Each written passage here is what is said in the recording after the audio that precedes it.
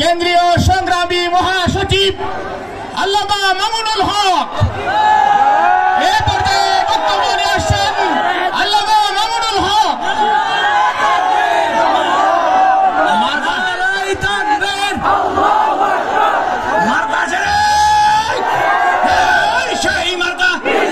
সবাই বলো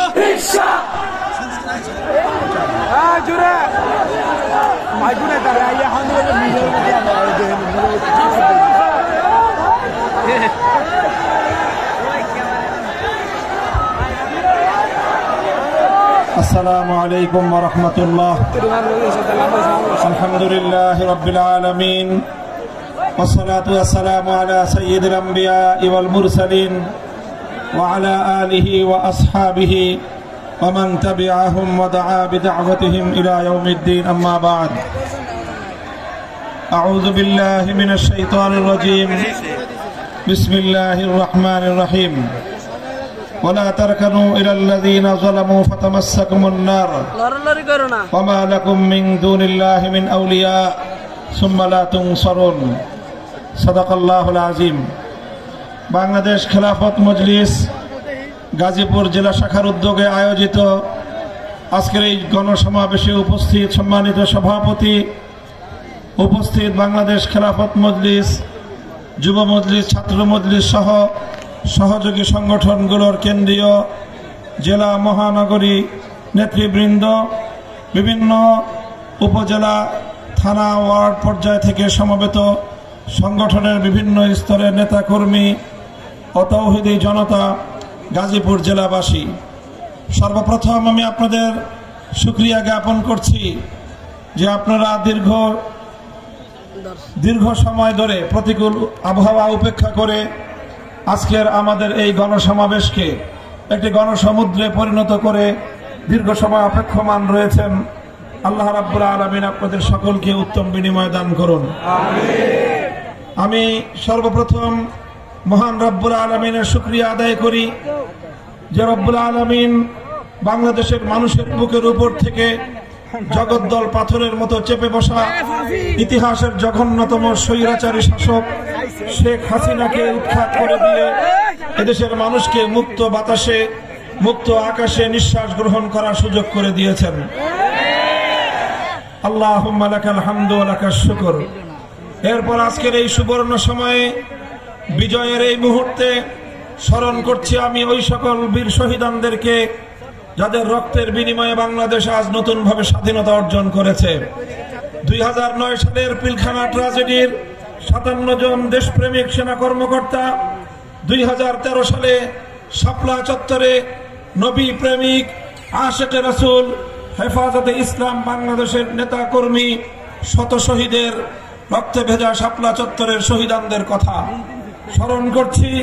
বিশ্বনন্দিত মুফাসসিরে কোরআন আল্লামা দেলোয়ার হোসেন সাইদি রহমতুল্লাহ আলাইহির বিরুদ্ধে বানোয়াট রায় প্রকাশের মধ্য দিয়ে মৃত্যুদণ্ড ঘোষণা করবার পর কোরআন প্রেমিক তৌহিদি জনতা তীব্র প্রতিবাদে ফেটে পড়ার পর পাখির মতো গুলি করে হত্যাকাণ্ডের শিকার শতাধিক কোরআন প্রেমিক তৌহিদি জনতাকে স্মরণ করছি।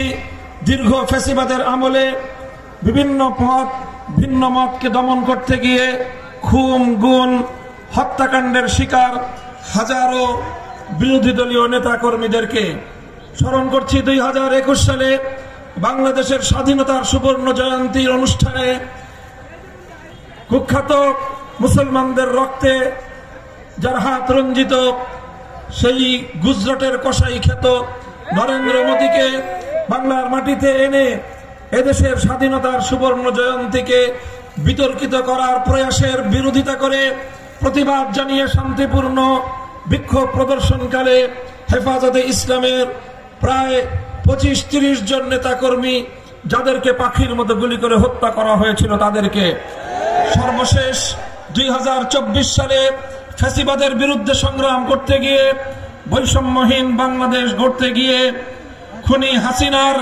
লেলিয়ে দেওয়া সন্ত্রাসী যুবলীগ, ছাত্রলীগ, হাতুড়ি লীগ, হেলমেট লীগ এবং প্রশাসনের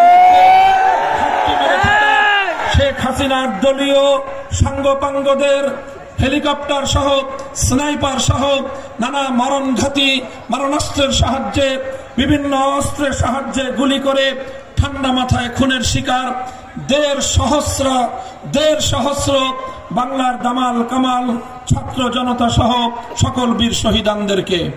সংগ্রামী সাথী ও বন্ধুগণ, যারা রক্ত দিয়েছিল একটি ফ্যাসিবাদ মুক্ত বাংলাদেশ দেখার জন্য, যারা জীবন দিয়েছে ফ্যাসিবাদের পতনের জন্য, যারা জীবন দিয়েছে বৈষম্যহীন একটি বাংলাদেশ গড়বার জন্য, যারা জীবন দিয়েছে, অনেকেই যারা জীবন দিয়েছে আল্লাহর জমিনে আল্লাহর নবীর ইজ্জতের হেফাজতের জন্য, আল্লাহর জমিনে আল্লাহর কোরআনের কথাকে বাধা মুক্ত ভাবে বলার পরিবেশ তৈরি করবার জন্য। কাজেই সেই সকল বীর শহীদানদের শাহাদাতের প্রতি যদি আমরা শ্রদ্ধা প্রদর্শন করতে ব্যর্থ হই, তাদের শাহাদাত বরণ করার কথা যদি আমরা বেমালুম ভুলে যাই, দেশ যদি ভুলে যায়, প্রশাসন যদি ভুলে যায়, সরকার বা রাষ্ট্র যদি ভুলে যায়, এটা হবে জাতীয় গাদ্দারি, শহীদদের সাথে গাদ্দারি। যে কোনো মূল্যে এই সকল বীর শহীদানদেরকে আমাদের স্মরণ রাখতে হবে। তাদের যে আত্মত্যাগের যে উদ্দেশ্য ছিল, বৈষম্যহীন জুলুম মুক্ত একটি সমাজ আমাদেরকে গড়তেই হবে। সংগ্রামী সাথী ও বন্ধুগণ, আমি মঞ্চে দাঁড়িয়ে স্মরণ করিয়ে দিতে চাই এবং সতর্ক করতে চাই একটি বিষয়ে, বিশেষ করে আগস্ট বিপ্লবের সেই সম্মুখ সমরের সংগ্রামী ছাত্র জনতাকে এবং এদেশের আলেম সমাজ, দায়িত্বশীল সমাজকে একটি কথা আমি স্মরণ করিয়ে দিচ্ছি বারবার। স্বাধীনতা অর্জন করা যতটা কঠিন, স্বাধীনতা রক্ষা করা তার চেয়েও বেশি কঠিন। আর বিশেষভাবে এই দেশের মানুষের একটি তিক্ত অভিজ্ঞতা রয়েছে। সে কারণে আমাদেরকে স্বাধীনতা অর্জন করার পর, বিজয় অর্জন করার পর সেই বিজয় ছিনতাইকারীদের হাত থেকে রক্ষা করবার জন্য আমাদেরকে অনেক বেশি মনোনিবেশ করতে হবে। আমরা দেখেছি 1971 সালে যখন এই স্বাধীন বাংলাদেশের অভ্যুদয় ঘটে, স্বাধীন বাংলার এই মানচিত্র খুব অল্প সংগ্রামের মধ্য দিয়ে আমরা অর্জন করিনি। এই বাংলার মানচিত্র আমাদেরকে পেতে গিয়ে তিনটি আধিপত্যবাদের বিরুদ্ধে লড়াই করতে হয়েছিল। আমাদেরকে লড়তে হয়েছিল 200 বছরের ব্রিটিশ বেনিয়া সাম্রাজ্যবাদী শক্তির বিরুদ্ধে। আমাদেরকে লড়তে হয়েছিল সেই 1905 সাল থেকে 1947 সাল পর্যন্ত পশ্চিমবঙ্গের দাদাবাবুদের বিরুদ্ধে, যারা পূর্ববঙ্গের মুসলিম সভ্যতা এবং ইসলামী জাতিসত্তার বিরুদ্ধে ঘোরতর বিরোধী ছিল। সাম্প্রদায়িক রবীন্দ্রনাথ ঠাকুরদের নেতৃত্বে যারা এই পূর্ববঙ্গের মুসলমানদের উত্থানের বিরুদ্ধাচরণ করেছিল, তারা এর বিরুদ্ধে লড়াই করে পশ্চিম বাংলার খবরদারি মুক্ত একটি পূর্ব বাংলা 1947 সালে গঠন করতে হয়েছিল। আর তৃতীয় সংগ্রাম ছিল পশ্চিম পাকিস্তানি খান পাঠানদের বিরুদ্ধে। আমরা যাদেরকে বলেছিলাম তোমরা আমাদের ভাই, আমরা তোমাদের ভাই হতে চাই, তারা আমাদেরকে বলেছিল তোমরা বাঙালি, তোমরা হবে আমাদের দাস, আমরা হব তোমাদের প্রভু। আমরা পরিষ্কার বলে দিয়েছিলাম আমরা মুসলমান, আমাদের একমাত্র প্রভু আরশের মালিক। এই জমিনে আমাদের বন্ধু থাকতে পারে, কোনো প্রভু থাকতে পারে না। আমাদের উপর যদি কেউ প্রভুত্ব ফলাতে আসে, সে যত বড় শক্তি হোক না কেন, সেই প্রভুত্ব ফলাবার যে হাত আমাদের দিকে এগিয়ে আসে, সে হাত আমরা ভেঙে গুড়িয়ে দিতে চাই। সংগ্রামী সাথী ও বন্ধুগণ, এইভাবে তিনটি আধিপত্যবাদের বিরুদ্ধে লড়াই করে 200 বছরের সংগ্রামের মধ্য দিয়ে এই স্বাধীন বাংলাদেশের অভ্যুদয় হয়েছিল। যে সংগ্রাম সূচনা হয়েছিল ইনশাআল্লাহ বলে, অর্থাৎ আল্লাহ পাকের উপর অবিচল আস্থা এবং বিশ্বাসের মধ্য দিয়ে স্বাধীনতার ডাক এসেছিল। আর এই স্বাধীনতার কমিটমেন্ট ছিল, জাতির সঙ্গে অঙ্গীকার ছিল, কোরআন সুন্নাহ বিরোধী কোনো আইন এদেশে তৈরি করা হবে না। আমি ইতিহাসের রেফারেন্স বলছি। 1970 সালের জাতীয় নির্বাচনের আমি সেই ইশতেহারের কথা বলছি, যে ইশতেহারে কোরআন সুন্নাহ বিরোধী কোনো আইন তৈরি না করবার অঙ্গীকার করা হয়েছিল এই জাতির সঙ্গে। এরপরে আমরা কি দেখলাম? এরপরে দেখলাম আমরা মিথ্যাচারের ইতিহাস, এরপরে আমরা দেখলাম আমাদের বিজয়কে ছিনতাই করবার ইতিহাস, এরপরে আমরা দেখলাম হাজারো শহীদের রক্তের সঙ্গে বেঈমানি করবার ইতিহাস, এরপরে আমরা দেখলাম স্বাধীন বাংলা গড়বার জন্য 200 বছরের আধিপত্যবাদ বিরোধী সংগ্রামে হাজারো লাখো রক্তদানকারী আত্মদানকারী সকল শহীদদের রক্তের সঙ্গে গাদ্দারির ইতিহাস।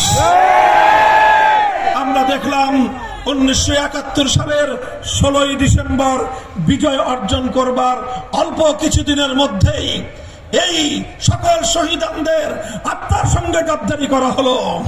বাংলার হাজার বছরের ইতিহাস এবং ঐতিহ্যকে দুপায়ে নিষ্পৃষ্ট করা হলো।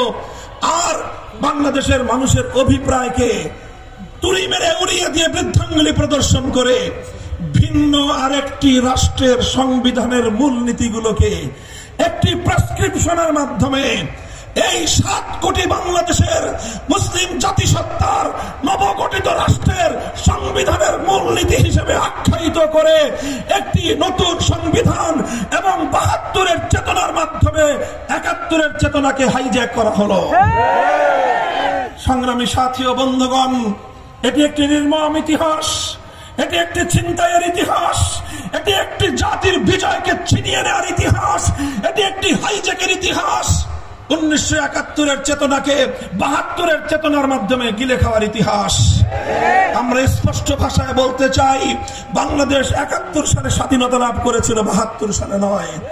যারা দীর্ঘ অর্ধ শতাব্দীকাল পর্যন্ত 72-এর চেতনার মাধ্যমে আমাদের 71-এর চেতনাকে দমিয়ে রেখেছে, তাদের বিরুদ্ধে 2024 সালে নতুন স্বাধীনতার যুদ্ধ হয়েছে।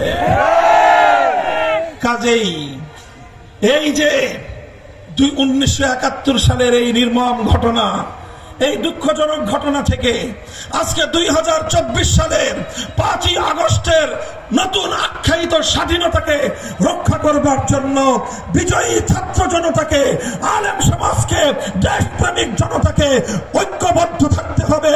যে কোনো মূল্যে ষড়যন্ত্রকারীদের চক্রান্ত রুখে দিতে হবে। পতিত স্বৈরাচারী সরকার এবং তার দোসররা কিন্তু বসে নাই। ভীরু কাপুরুষের মতো পালিয়ে যাওয়া, ভীরু কাপুরুষের মতো পালিয়ে গিয়ে বাংলাদেশের মান সম্মানকে বিশ্ব দরবারে ধুলোয় মিশিয়ে দেওয়া শেখ হাসিনা এবং তার দোসররা কিন্তু বসে নাই। প্রশাসনের বিভিন্ন জায়গায়, বিভিন্ন গুরুত্বপূর্ণ চেয়ারে এখনো ঘাপটি মেরে বসে আছে তাদের পতিত স্বৈরাচারের অনেক দোসর, তাদের লেসপেন্সার, তাদের অনেক দালাল গোষ্ঠী এখনো বসে আছে। আর বাংলাদেশকে আগস্ট বিপ্লবের বিরুদ্ধে নতুন এক ধারায় পরিচালিত করবার ষড়যন্ত্র চক্রান্ত করছে। শেখ হাসিনা রাজনীতি করেছিল ইসলামের বিরুদ্ধে, শেখ হাসিনার রাজনীতি ছিল কোরআনের বিরুদ্ধে, শেখ হাসিনার রাজনীতি ছিল নবী প্রেমিকদেরকে গুলি করে হত্যার রাজনীতি, শেখ হাসিনার রাজনীতি ছিল বাংলাদেশের কোরআনের মাহফিলগুলোতে 144 ধারা জারি করার রাজনীতি।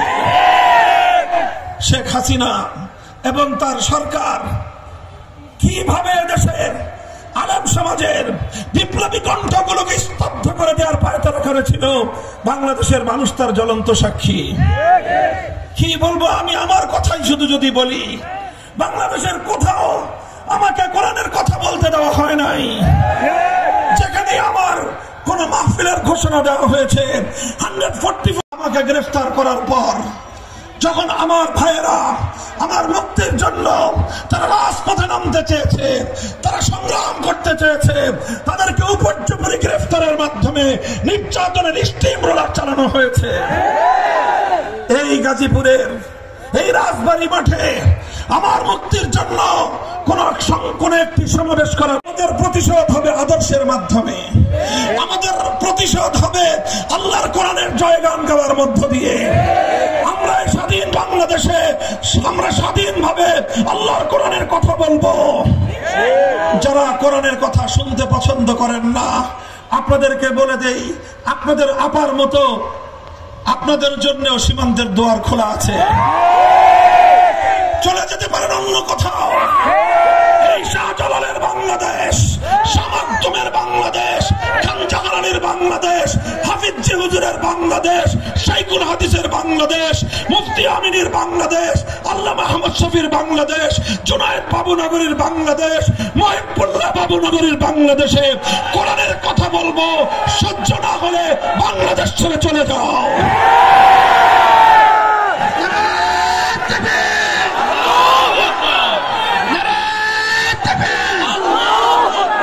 ইসলামের শত্রুরা হুঁশিয়ার সাবধান, ইসলামের শত্রুরা হুঁশিয়ার সাবধান, আমেরিকার দালালেরা হুঁশিয়ার সাবধান।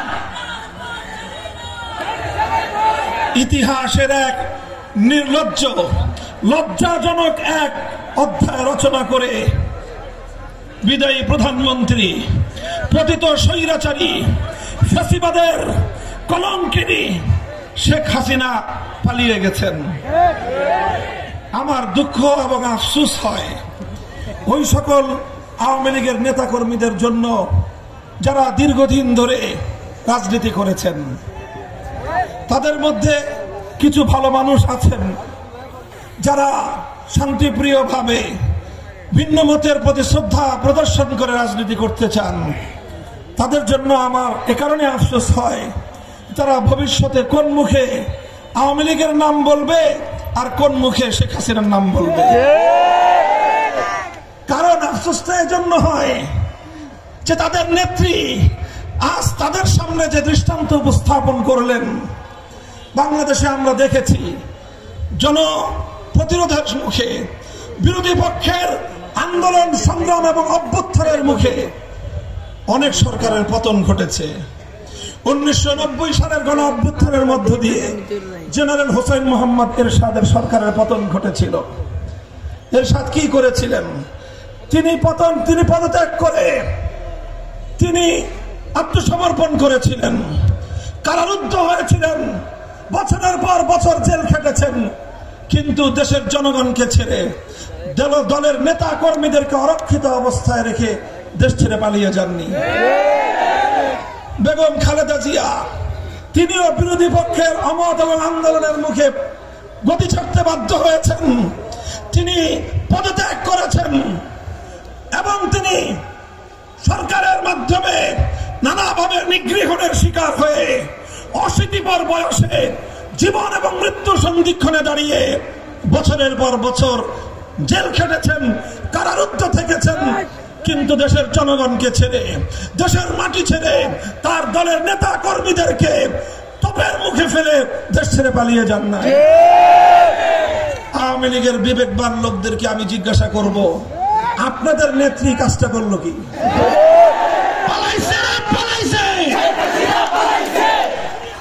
আমরা কিছু বলবো না, আপনাদের বিবেকের বদ্ধ দুয়ারটা খুলে দিয়ে আজকে রাত্রে বাড়িতে গিয়ে ঘুমাবেন আর নিজের কাছে, বিবেকের কাছে প্রশ্ন করবেন, আপনার নেত্রী যেই কাজটা করলো, তিনি এই কয়েকদিন আগেও বলেছিলেন শেখ হাসিনা পালায় না।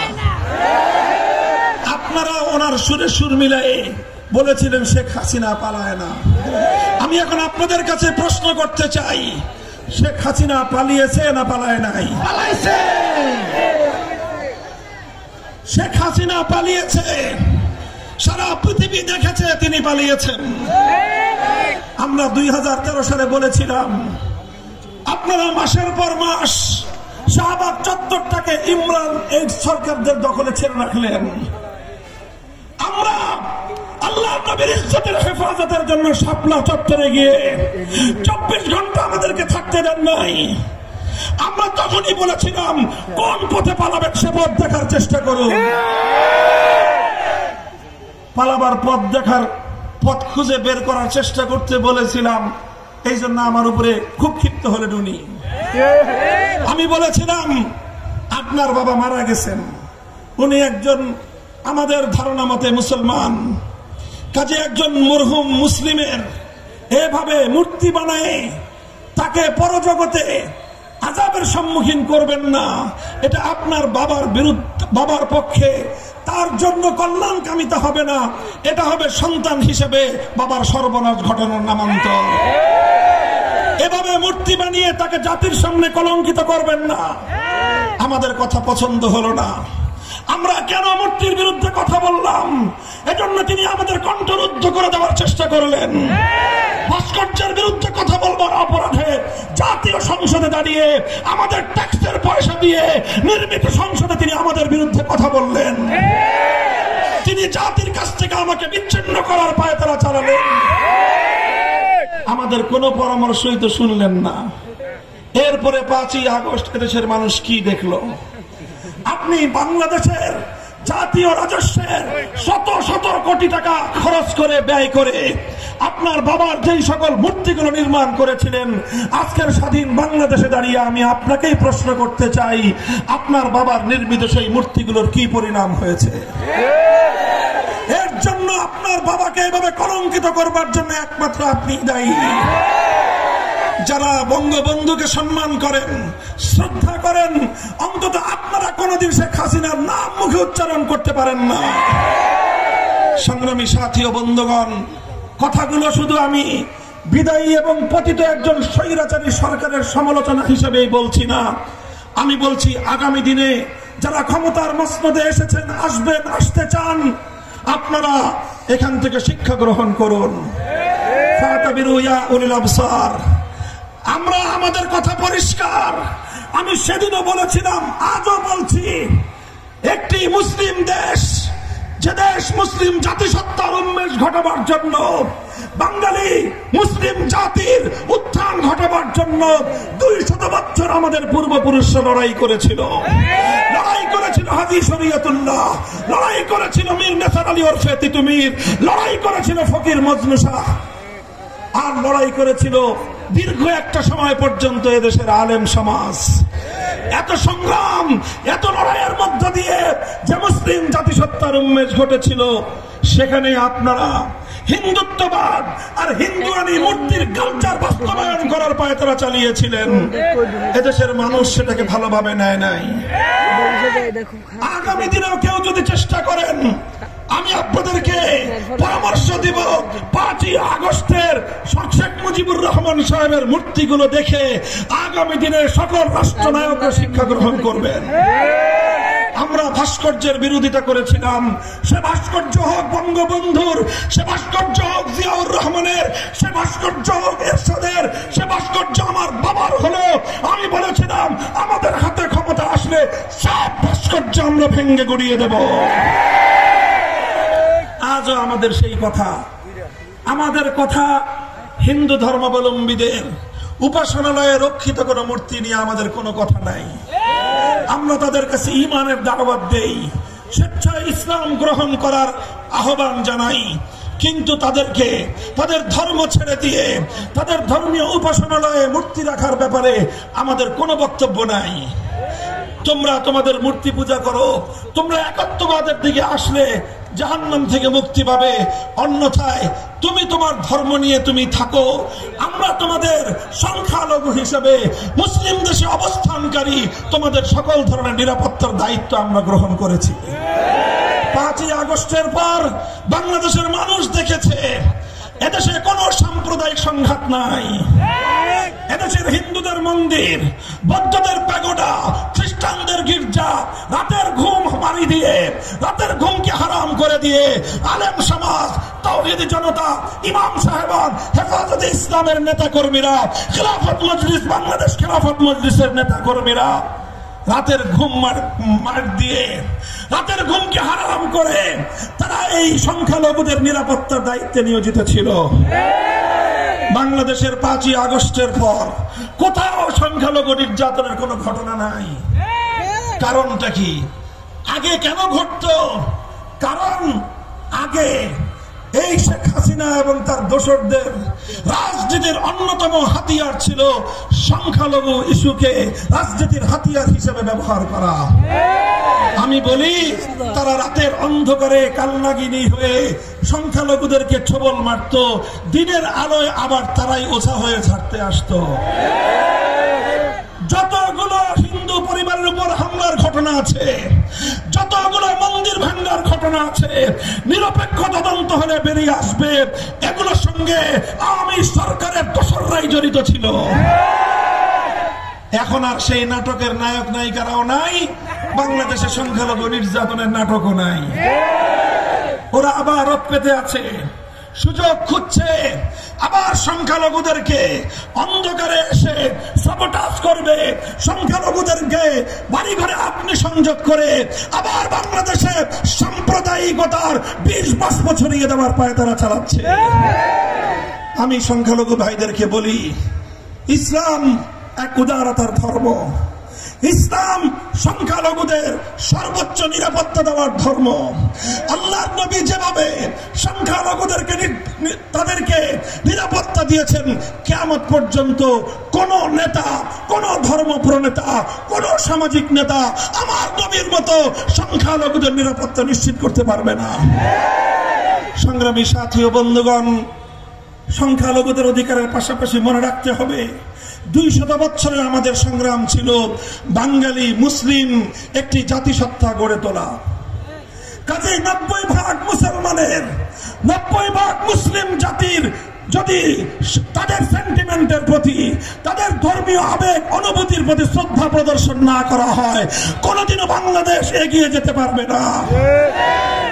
কাজেই আজকের অন্তর্বর্তীকালীন সরকারকেও আমরা একটি কথা বলে দিতে চাই, আমরা আপনাদেরকে সহযোগিতা করতেছি। আন্দোলনে ছিলাম আমরা, সংগ্রামে ছিলাম আমরা, কারারুদ্ধ হয়েছিলাম আমরা, 13 সাল থেকে 21 সাল পর্যন্ত রক্ত দিয়েছি আমরা, শাহাদাতের রক্ত দিয়ে ভৌত করেছি বাংলার এই রাজধানী রাজপথ। আমরা সব জায়গায় ছিলাম এবং বিজয়ের পরে আমরা সংখ্যালঘুদেরকে পাহারা দিয়েছি। আমরা চাঁদাবাজ মাস্তানদের হাত থেকে ব্যবসায়ীদের নিরাপত্তা দেওয়ার চেষ্টা করেছি। আজও পর্যন্ত আপনাদের সহযোগিতায় নিরলসভাবে আমরা কাজ করে যাচ্ছি, ভবিষ্যতেও আমরা কাজ করে যাওয়ার ইচ্ছা রাখি। তবে শুধু আমাদের একতরফা ইচ্ছা দিয়ে হবে না, আমাদের সহযোগিতা পাওয়ার জন্য আপনাদের ইচ্ছা থাকতে হবে। আমি একটা কথা বলেছিলাম, আমরা গায়ে পড়ে সহযোগিতা করতে চাই।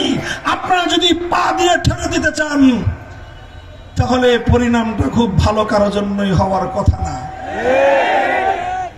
আমি নাকি কড়া করে বলি, নরমাল করেই বললাম, আরো নরম করে বলতে আমরা জানি, কিন্তু আবার প্রয়োজনে আমরা বজ্রের মতো গর্জনা দিতে জানি, আমরা আপোষের হাত বাড়িয়ে দিতে জানি, আবার গাদ্দারির কাঁধের উপর আমাদের হাত উত্তোলন হতে এতটুকু কেঁপে ওঠে না। সংগ্রামী সাথী ও বন্ধুগণ, আমি অন্তর্বর্তীকালীন সরকারকে বলবো, খবরদার, হিন্দুত্ববাদ এদেশের মানুষ পছন্দ করে না। হিন্দুরা হিন্দুদের ধর্ম নিয়ে থাকবে। 90% মুসলিম জাতিসত্তার সন্তানদের উপর, আগামী প্রজন্মের উপর হিন্দুত্ববাদ চাপিয়ে দেওয়ার ষড়যন্ত্র আমরা অতীতেও বরদাস্ত করি নাই, ভবিষ্যতেও বরদাস্ত করব না। হিন্দুত্ববাদের জায়গায় যদি আবার নতুন করে নাস্তিক্যবাদ ছড়িয়ে দিতে চান, স্কুলে আমাদের কোমলমতি সোনামণিদেরকে যদি আপনারা নাস্তিক্যবাদে দীক্ষিত করতে চান, মনে রাখবেন, আমরা যেভাবে হিন্দুত্ববাদের মোকাবেলা করেছি, নাস্তিক্যবাদের মোকাবেলা এর চেয়ে আরো কঠোরভাবেই করব আমরা। পরিণাম কি হবে ভাববার সময় আমাদের নাই।